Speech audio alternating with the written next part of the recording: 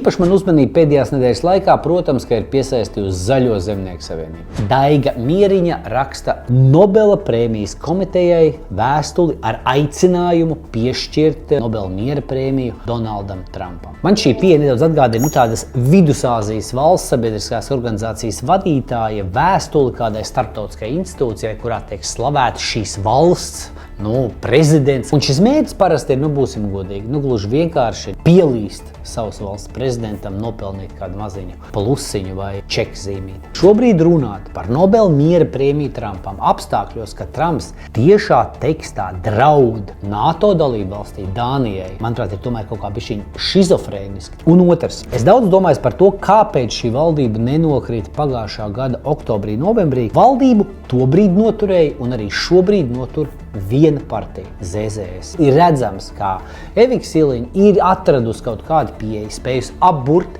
vai tā iekļaut ZZS priekšsēdētāju Viktoru Valainu, un Viktors Valains ir kļuvis par tādu, bezmaz sulaini, kur vienmēr var aizsūtīt uz ZZS valdsēdi, tad, kad tur ir sākušies kaut kādi viļņojumi, un uzdot nomierināt situāciju un turpināt atbalstīt totāli ZZS vēlētājiem nepieņemam valdību, ideoloģiski nepieņemam ZZSam valdību. Šobrīd faktiski notiek viss sliktākais. Mēs stagnatīvi vienkārši slīdam uz priekšu ar neapšaubām negatīvu tendenci.